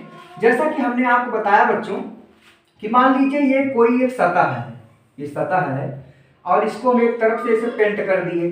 अभी आप एक एक चीज देखते चलिए, बहुत ही मजा आएगा इस टॉपिक को पढ़ने में, बहुत ही इंटरेस्टिंग तरीके से हम आपको पढ़ाएंगे, सारी बातें समझ में आएंगी। ये एक सतह है, इसको हम एक क्या करेंगे कि इसको एक नाम दे रहे हैं। इसका नाम होता है परावर्तक सतह। क्या बोलेंगे? परावर्तक सतह। याद रखेंगे, थोड़ा नाम पर विशेष ध्यान देंगे। परावर्तक सतह क्यों? क्योंकि यहाँ पर किरण पड़ती है, परावर्तित हो जाती है, इसको क्या कहेंगे? परावर्तक सतह। जैसे आपने देखा कि मान लीजिए अभी अभी आपने देखा परावर्तन में क्या होता है कि प्रकाश की किरण आती है, ये आई और आके उसी माध्यम में क्या हो रही है? वापस लौट रही है। यही तो आपने अभी देखा था। परावर्तन में क्या होता है कि प्रकाश की किरणें किसी सतह से टकराकर उसी माध्यम में वापस लौट जा रही हैं। अब परावर्तन के नियम को हमें पढ़ना है, तब इसी को थोड़ा सा चित्र के माध्यम से हम लोग समझते चलेंगे और सारी बातों को जानेंगे। जैसे आप ये जो आपका जो सतह है, अभी तक तो आपने सतह देखा, लेकिन अब आप इसको सतह, जैसे हमने लिखा था प्रकाश की किरणें किसी सतह से टकराकर, तो सतह कह के ना कह के परावर्तक सतह याद रखेंगे कि जिस सतह से प्रकाश की किरणें टकराती हैं और वापस लौटती हैं, उस सतह को केवल सतह ना कहिए बल्कि परावर्तक सतह कहिए। क्यों परावर्तक सतह कहिए? क्योंकि वहां से किरण टकरा के परावर्तित हो रही है, वापस लौट रही है, इसलिए उनको परावर्तक सतह कहा जाएगा। अब यहाँ पर देखिए कि एक किरण आ रही है और परावर्तक सतह से टकरा रही है। अब जो किरण आ रही है, देख रहे हैं, जो किरण यहाँ पर आ रही है और परावर्तक सतह से टकरा रही है, तो इसका नाम है ये किरण का, याद रखेंगे बच्चों, आपतित किरण। आपतित किरण याद रखेंगे, इन सब की जरूरत अभी हमें पड़ेगी। आपतित, आपतित का मतलब आने वाली, अर्थात आने वाली किरण। जो किरण आ रही है उसको हम क्या कहेंगे? आपतित किरण कहेंगे। तो आपतित किरण आई, अब क्या होता है बच्चों कि यह जो आप जिस बिंदु पर ये आके गिरती हैं, इस बिंदु कोई स्पेशल बिंदु है, इस बिंदु का एक नाम दे देते हैं और इस बिंदु को हम क्या कहेंगे बच्चों? ध्यान देंगे, यहाँ पे लिख देते हैं, इसको कहेंगे आपतन बिंदु। आपतन बिंदु बहुत ही महत्वपूर्ण टॉपिक, बहुत ही महत्वपूर्ण चीज, बहुत ही इंटरेस्टिंग तरीके से हम आपको समझाने की कोशिश कर रहे हैं। 3 बातें आपने देखा, एक तो जो किरण आ रही है परावर्तक सतह से टकरा रही है, तो आने वाली किरण का क्या नाम देंगे? आपतित किरण देंगे, याद रखेंगे बच्चों। और जिस बिंदु पर आके गिर रही है, टकरा रही है, उस बिंदु को क्या कहेंगे? आपतन बिंदु। और आने के बाद आपतन बिंदु से टकराकर जो परावर्तित हो रही है, तो चूंकि ये किरण परावर्तित हो रही है, इसलिए इसका नाम क्या रहेगा बच्चों? परावर्तित किरण। बहुत ही आसान है, कोई रटने की जरूरत यहाँ पर नहीं है, परावर्तित किरण। अब आप देखिए 2 3 4 चीजें हमें मिलती चली जा रही हैं कि जो किरणें आ रही हैं परावर्तक सतह से टकरा रही हैं उन्हें आपतित किरण कहेंगे, जिस बिंदु पर टकरा रही हैं उस बिंदु को आपतन बिंदु कहेंगे, और टकराने के बाद जो परावर्तित हो रही है किरण उसी किरण को परावर्तित किरण कहेंगे, और जिस सतह से टकरा रही है उस सतह को परावर्तक सतह कहेंगे। इसकी डेफिनेशन अभी हम लोग लिख लेते हैं ताकि एग्जाम में या कभी भी कोई हमसे पूछे तो हम उसको तुरंत आसानी से बता सकते हैं। अगर आप ये चित्र याद रखेंगे और नाम याद रखेंगे बच्चों तो डेफिनेशन आपको याद करने की जरूरत नहीं होगी। अब यहां पर एक बात और देखें, अगर इसके बीच आपतित किरण और परावर्तित किरण के बीच अगर एक हम 90 अंश का कोण एक लंब खींचें, ऐसे लंब, आपने लंब देखा होगा, मान लीजिए 90 डिग्री का थोड़ा तिरछा हो रहा है, आप तिरछा मत करिएगा, पटरी उटरी खींचिएगा, ये ठीक है ना। तो आप देख रहे हैं कि जो आपतन बिंदु था आपका वहां से सीधा एक लंब इस परावर्तक सतह पर हमने खींचा, जहां पर आपतित किरण आ रही है और जहां से परावर्तित किरण जा रही है उसी बिंदु पर मैंने एक लंब खींचा, और इस लंब का एक नाम है बच्चों, उसको बोलते हैं अभिलंब। याद रखें, अभिलंब। अब देखें बातें हमको बढ़ती चली जा रही हैं, अब सबका नाम है, ये बातें हम पढ़ क्यों रहे हैं, डायरेक्ट हम परावर्तन के नियम का क्यों नहीं लिख ले रहे हैं बच्चों। अगर हम डायरेक्ट परावर्तन का नियम आपको बता देंगे तो आपको समझ में नहीं आएगा, आपको ये सारी शब्द अभी वहां पर मिलेंगे तो आपको समझ में आएगा कि ये आपतित किरण सर ने बताया, परावर्तित किरण बताया, अभिलंब बताया, समझ ही नहीं पा रहे हैं कि है क्या। तो बच्चों जब आप इसका ध्यान से चित्र याद रखोगे, ये चित्र अगर आपको याद रहेगा तो आपको परावर्तन का नियम जीवन में कभी भूलेगा नहीं, जब कभी आएगा आप उसको बढ़िया सा लिख के आओगे। फिर से एक बार इसको आप देख लीजिए क्या है आपतित किरण। पहले तो आप ये सतह जान लीजिए क्या है, परावर्तक सतह। क्यों परावर्तक सतह, क्योंकि यहाँ किरण टकरा के परावर्तित हो रही है इसलिए इसका परावर्तक सतह नाम है। जो किरण आ रही है, आने वाली किरण को आपतित किरण कह रहे हैं। जो किरण आकर परावर्तक सतह से टकराती है, आकर जो टकराती है उसे आपतित किरण कहेंगे। टकराती जिस बिंदु पर है उसको आपतित हो रही, चूंकि यहां पर आके आपतित हो रही है तो आपतित से आपतन बन गया, आपतन बिंदु हो गया, और आपतन बिंदु पर टकराकर जो परावर्तित हो रही है उसी किरण को परावर्तित किरण कहेंगे। और अगर आपतन बिंदु पर अगर कोई एक लंब अगर खींचते हैं तो उस लंब को क्या बोलेंगे, अभिलंब बोलेंगे। अब आइए इसके बारे में थोड़ा थोड़ा हम लोग नोट भी कर लेते हैं। तो सबसे पहले तो आपतित किरण, आपतित किरण अगर आप कहें तो छोड़ दें, अगर आप लोग लिख सकें तो कमेंट में बताइए, क्योंकि लाइव क्लास आप लोग ले रहे हैं तो आप बताइए कि क्या इसको लिखवा दें कि आप लोग समझ रहे हैं, बताएं।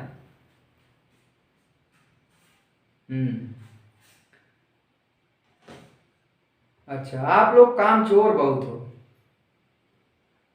लिखवा दिया जाए, चलो कोई बात नहीं है। वैसे बच्चों आपको इस कदर पढ़ाया जा रहा है कि आपको ना भी लिखवाएं तो आप इससे लिख सकते हो, लेकिन चलिए कुछ बच्चों का डिमांड है लिखवा दीजिए। आइए इसके बारे में थोड़ा थोड़ा लिख लेते हैं। चलिए, आपतित किरण, आपतित किरण क्या बताया कि वे किरणें जो आती हैं और क्या होता है परावर्तक सतह से टकराती हैं। तो आने वाली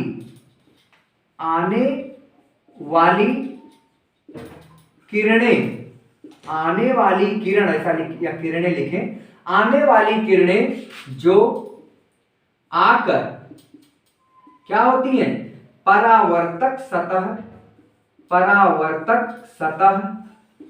से टकराती हैं। यानी आने वाली किरणें जो आकर परावर्तक सतह से टकराती हैं उन्हें आपतित किरण कहा जाता है, आपतित किरण कहा जाता है। बहुत ही आसान है, कुछ भी दिक्कत नहीं है, आप लोग समझते चलें। तो आपतित किरण आपने देख लिया कि आने वाली किरण जो आकर आप परावर्तक सतह से जो टकरा रही है उसको क्या कहेंगे, आपतित किरण कहेंगे। अब आपतन बिंदु चूंकि टकरा रही है तो जिस बिंदु पर टकरा रही है इसको पहले लिख लेते हैं आपतन बिंदु, आपतन बिंदु। इसके बारे में क्या लिखेंगे, यह एक बिंदु है जिस पर आपतित किरण आके टकराती है, मिलती है। ये लिखेंगे जिस बिंदु, ऐसे लिखें, परावर्तक सतह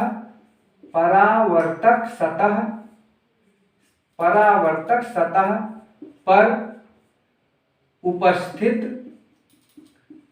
थोड़ा बड़ा हो जाएगा, आप लोग याद नहीं कर पाओ, इसको और सिंपल कर दें। आपतन बिंदु कोई बहुत बड़ा कहानी नहीं है, इतना जाने। आपतन बिंदु, जिस बिंदु पर, थोड़ा सिंपल हो जाएगा, जिस बिंदु पर आपतित किरणें टकराती हैं, उसे क्या कहेंगे बच्चों, उसे आपतन बिंदु कहा जाएगा या कहा जाता है। बहुत ही सिंपल है।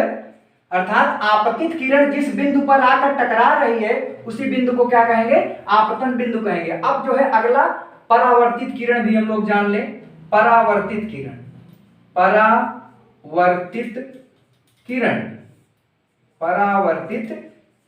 क्या लिखेंगे इसके बारे में, परावर्तित किरण के बारे में, कि परावर्तक सतह से टकराकर जो किरणें वापस लौटती हैं उन्हीं को क्या कहते हैं, परावर्तित किरण कहते हैं। लिखेंगे परावर्तक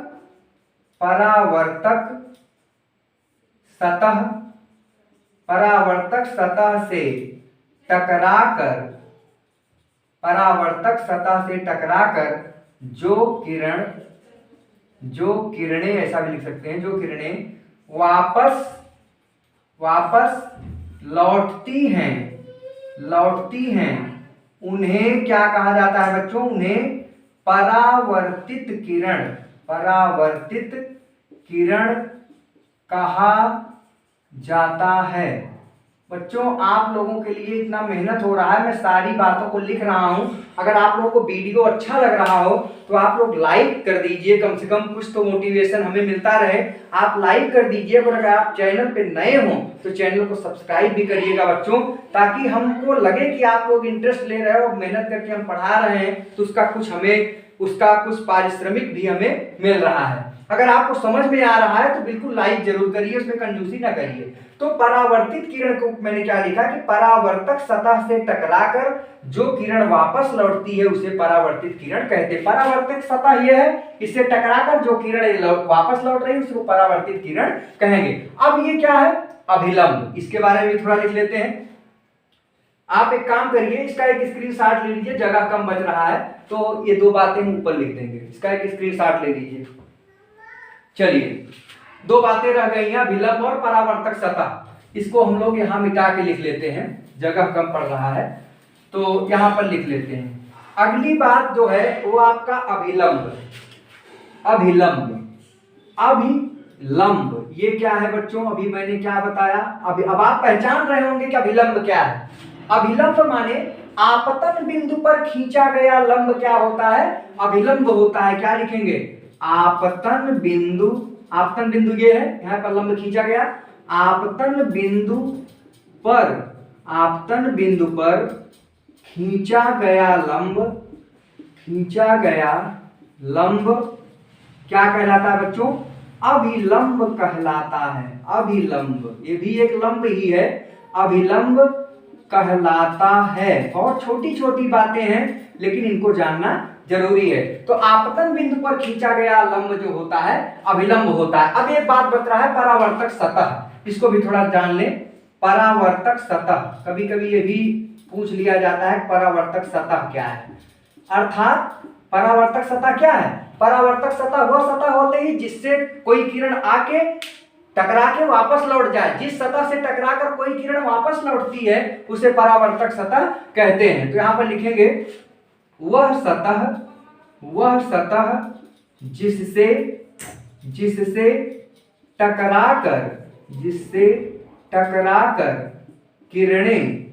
जिससे टकराकर किरणें वापस लौट जाती हैं उसे क्या कहा जाता है बच्चों, उसे परावर्तक सतह कहा जाता है, परावर्तक सतह कहा जाता है। बातें आपको बिल्कुल समझ में आ रही होंगी, पूरी बातें, हमें पूरा विश्वास है कि आप बातें समझ रहे होंगे। इसका भी एक स्क्रीनशॉट आप लोग ले लीजिए। आप इतनी बातें समझ गए कि ये प्रकाश का परावर्तन आप समझ रहे हैं कि परावर्तन में क्या होता है कि प्रकाश की किरण आती है और किसी सतह से टकरा के उसी माध्यम में वापस लौट जा रही, इसी घटना को प्रकाश का परावर्तन कहते हैं। अब यहां पर आप ध्यान दें, ये जो आपतित किरण है, देखें यहां पर ये जो किरण आपतित किरण है और ये अभिलंब है, इसके बीच देखो एक कोण बन रहा है, ये यहां पर एक कोण बन रहा है, ठीक है। और यहां पर भी देखें, ये जो परावर्तित किरण है और अभिलंब है, इनके बीच में यहां पर भी एक कोण बन रहा है। देखो ध्यान से देखो, यहां पर जो है आपतित किरण और ये अभिलंब के बीच में एक कोण बन रहा है, और एक है अभिलंब और परावर्तित किरण के बीच में बन रहा है। इसको जो है हम इस आपतित किरण और अभिलंब के बीच बनने वाले कोण को क्या कहेंगे बच्चों? एक नया नाम है आपतन कोण। आपतन कोण याद रखेंगे, दो चीज और आ गई। आपतन कोण, कौन सा कोण? आपतित किरण और अभिलंब के बीच जो बन रहा है, ध्यान दें, आपतित किरण और अभिलंब के बीच जो ये कोण बन रहा है उसको आपतन कोण कहेंगे। इसे स्मॉल आई से प्रदर्शित करते हैं, स्मॉल आई से प्रदर्शित करते हैं। और यहां पे देखें, परावर्तित किरण और अभिलंब के बीच जो कोण बन रहा है उसको परावर्तन कोण कहेंगे। इसको क्या कहेंगे? परावर्तन कोण कहा जाएगा, ठीक है ना बच्चों? परावर्तन कोण, इसको स्मॉल आर से लिखते हैं, ध्यान दें, समझिए इसको। आपतन कोण क्या है? आपतन कोण का मतलब हुआ कि आपतित किरण और अभिलंब के बीच बनने वाले कोण को आपतन कोण कहेंगे, इसको आई से प्रदर्शित करेंगे।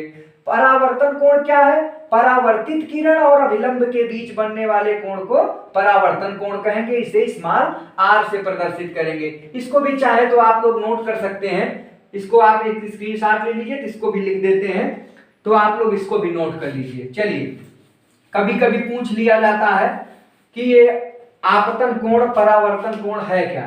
तो पहला है आपतन कोण। आपतन कोण, आपतन कोण क्या है बच्चों? अभी मैंने क्या बताया था आपको कि आपतित किरण और अभिलंब के बीच, आपतित किरण, आपतित किरण और अभिलंब, अभिलंब के बीच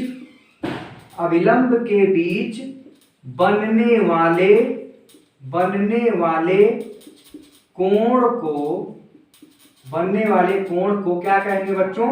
आपतन कोण कहेंगे। आपतन कोण कहा जाता है, कहा जाता है, ठीक है बच्चों। और इसे आई से, स्मॉल आई से प्रदर्शित करते हैं, ये भी आपको जानना है, स्मॉल आई से प्रदर्शित करते हैं। स्याही खत्म हो गई है, लग रहा है, दिख रहा है नहीं आप लोगों को? चलिए थोड़ी सी स्याही डाल देते हैं, इसको आप एक स्क्रीनशॉट ले लीजिए।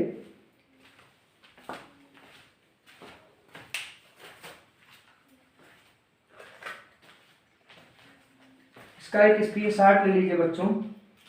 तो थोड़ा सा हम स्याही डाल देते हैं इसमें।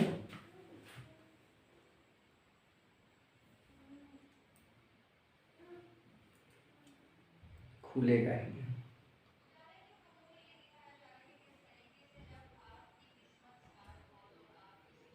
बड़ी मेहनत करना पड़ता है आप लोगों को पढ़ाने के लिए, और आप लोगों को लगता है कि पढ़ाना बहुत आसान है। पढ़ाना बहुत आसान है आप लोगों को लगता है, और आप लोग समझ सकते हैं कि आप लोगों को पढ़ाने के लिए कितना मेहनत करना पड़ता है। और उसके बदले में आप लोगों से एक छोटा सा रिक्वेस्ट किया जाता है कि बच्चों, वीडियो को आप लोग अच्छा लगता हो, समझ में आ रहा हो, तो आप लाइक कर दीजिए, अपने दोस्तों में शेयर कर दीजिए।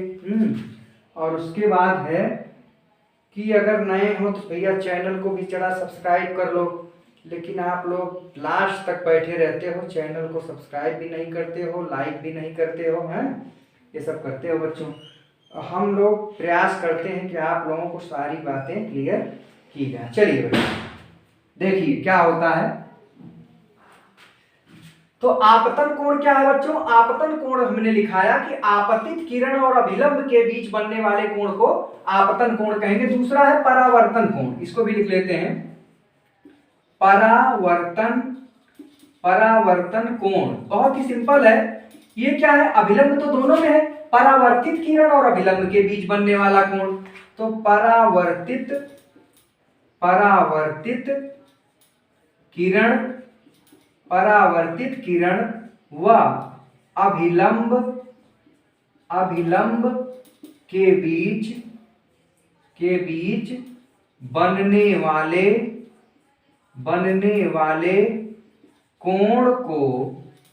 कोण को क्या कहेंगे बच्चों? परावर्तन कोण कहेंगे। परावर्तन कोण कहा जाता है। इसे स्मॉल r से प्रदर्शित करते हैं। ये बात भी आप याद रखिएगा, प्रदर्शित करते हैं। तो बहुत ही सिंपल तरीके से मैंने आपतन कोण और परावर्तन कोण को भी बताया कि आपतित किरण और अभिलंब के बीच जो कोण बनेगा उसको आपतन कोण कहेंगे, इसको I से लिखेंगे।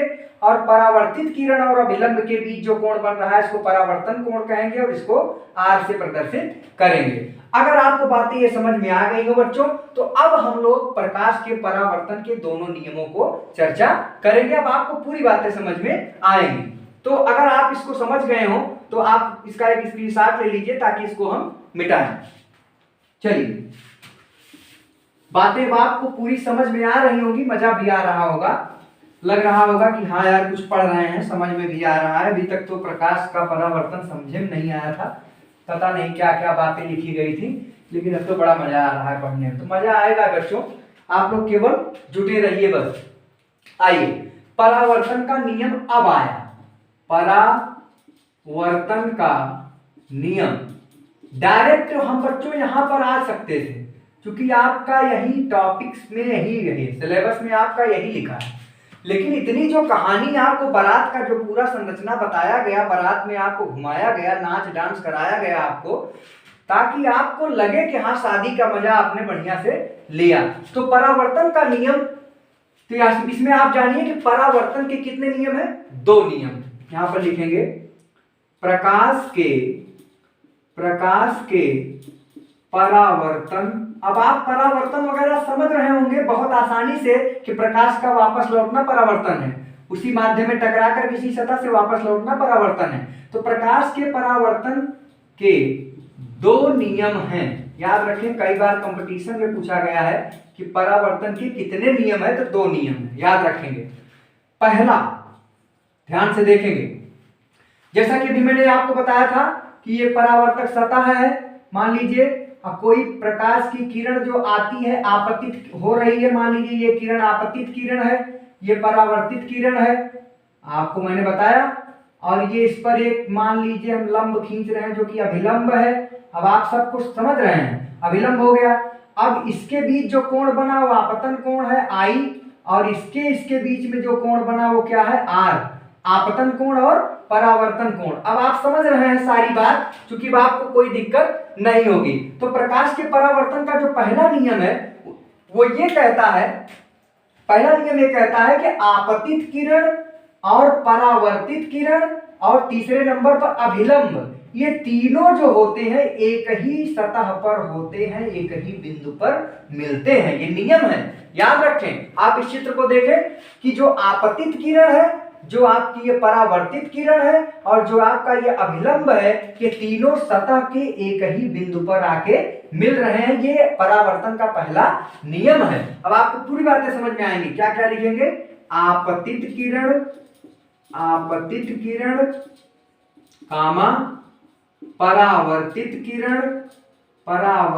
किरण है, और क्या? अभिलंब। परावर्तित किरण तथा अभिलंब तीनों, 3 चीजें हैं, तीनों एक ही सतह, एक ही बिंदु कर लें, सतह तो पूरा हो जाएगा, एक ही बिंदु पर मिलती हैं। बहुत ही इंपॉर्टेंट है। अगर आपको मैं अभी डायरेक्ट बताया होता परावर्तन का नियम और ये पॉइंट लिखा देता कि आपतित किरण, परावर्तित किरण तथा अभिलंब एक ही बिंदु पर मिलते हैं, तो आपको लगभग गेंद बाउंस हो जाता और आपके दिमाग खराब हो जाता कि यार ये आपतित किरण क्या है, परावर्तित किरण क्या है, अभिलंब क्या है। लेकिन अब आपको मजा आ रहा होगा कि यार क्या गजब का नियम है और गजब की बातें समझ में आ रही हैं और अब बिल्कुल मजा आ रहा है। तो पहली बात आपको एकदम याद हो गया होगा परावर्तन का नियम पहला कि आपतित किरण, परावर्तित किरण और अभिलंब तीनों एक ही बिंदु पर मिलते हैं। दूसरी बात बच्चों क्या था, जो परावर्तन का जो दूसरा नियम था वो ये था कि जो ये आपका कोण बन रहा है आपतन कोण, जो आपतित किरण और अभिलंब के बीच जो कोण बना आपतन कोण, और परावर्तित किरण और अभिलंब के बीच जो कोण बना परावर्तन कोण या परावर्तन कोण, ये दोनों क्या होता है बच्चों, बराबर होता है। अर्थात इस बात को लिखेंगे कि आपतन कोण का मान, आपतन कोण का मान परावर्तन कोण के बराबर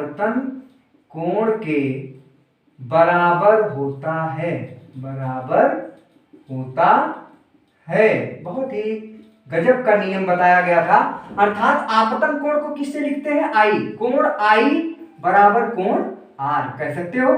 ये आपका क्या है, परावर्तन का नियम है। अगर हम आपको डायरेक्टली सब ना बताए होते, डायरेक्टली लिखते कि आपतन कोण परावर्तन कोण के बराबर है, तो आपके दिमाग में आता कि यह परावर्तन कोण क्या है, आपतन कोण क्या है। लेकिन अब आपको बिल्कुल समझ में आ रहा होगा कि आपतित किरण और अभिलंब के बीच बनने वाला कोण आपतन कोण, परावर्तित किरण और अभिलंब के बीच बनने वाला कोण परावर्तन कोण है और ये दोनों बराबर होगा। अगर आई का मान 30 अंश है तो आर का मान भी 30 अंश होगा। जब हम इसके न्यूमेरिकल को कराएंगे, जब इसके आंकिक प्रश्न को हम कराएंगे, ये बात बच्चों आपको वहां जरूरत पड़ेगी। तो आप लोग ध्यान से इस बात को रखिएगा, क्योंकि आंकिक प्रश्न भी आपके एग्जाम में पूछे जाते हैं, बोर्ड परीक्षा में आपके आंकिक प्रश्न भी पूछे जाएंगे। तो आप ये याद रखिएगा, परावर्तन के नियम का प्रयोग वहां पर हम लोग करेंगे। अगर मान लीजिए कोई एक कोण दिया है तो दूसरा कोण भी वही होगा, किस नियम से, परावर्तन के नियम से। आप इसका एक स्क्रीनशॉट ले लीजिए। चलिए अब इसके बाद बच्चों एक टॉपिक आता है, वो है आपका प्रतिबिंब। आइए, क्या है बच्चों, प्रतिबिंब। लग रहा है वीडियो कुछ बड़ा हो जा रहा है, या ऐसा करते हैं प्रतिबिंब पढ़ा जाए। चलिए पढ़ लेते हैं प्रतिबिंब, नहीं काम करते हैं, प्रतिबिंब को हम लोग दूसरे वीडियो में ले लें, नहीं तो बच्चों वीडियो बहुत बड़ा हो जाएगा और थोड़ा सा इंटरेस्ट भी कम हो जाएगा। ऐसा करते हैं कि इतनी बातें जो आपने देखा पार्ट 1 में प्रकाश के परावर्तन में, आप इतनी बातें रखिए। अब इसके दूसरे पार्ट में हम लोग नेक्स्ट जो वीडियो लेंगे उसका दूसरा प्रकाश का परावर्तन का पार्ट नंबर 2 लेंगे, तो उसमें हम लोग इमेज अर्थात प्रतिबिंब के बारे में पढ़ेंगे। प्रतिबिंब कितने प्रकार के होते हैं, प्रतिबिंब क्या होते हैं, प्रतिबिंब कैसे बनते हैं, इनके बारे में हम लोग चर्चा करेंगे। तो बच्चों हम समझते हैं कि यहाँ पर इसको छोड़ देना ही ठीक है, नहीं तो वीडियो बहुत बड़ा हो जाएगा और आप लोग समझ भी नहीं पाओगे और प्रेशर में रहोगे। तो अब सारी बातें आपको समझ में आए, इसलिए थोड़ा सा इसको हम दूसरे टॉपिक में पढ़ेंगे। थोड़ा प्रतिबिंब में ज्यादा आपको समझना भी पड़ेगा, तो यहीं पर छोड़ते हैं। लेकिन एक फिर से आपको बताएंगे कि अगर बच्चों अभी तक जितनी बातें आपको अगर पढ़ाई गई, अगर समझ में आई हो, तो आप लोग लाइक करिए और अपने दोस्तों में वीडियो को ज्यादा से ज्यादा शेयर किया करिए, ताकि वीडियो उन लोगों तक भी पहुंच सके जो बिल्कुल सोए हुए बैठे हैं और उनका भी कल्याण हो जाए आपके साथ। और साथ साथ चैनल को सब्सक्राइब किया करिए और जो कुछ भी दिक्कत हो आप कमेंट के माध्यम से आप जरूर किया करिए, ताकि हमें भी लगे कि आप एक्टिव हैं और हमारा पढ़ाना सार्थक है। तो आप चैनल को थोड़ा सा ग्रोथ कराइए। चैनल जैसे जैसे ग्रोथ होगा वैसे वैसे हम आपसे विशेष रूप से जुड़ते जाएंगे और आपका आगे भी उसी तरीके से क्लास होता रहेगा, चलता रहेगा और आपका कोर्स समय से खत्म होगा। Thank you so much.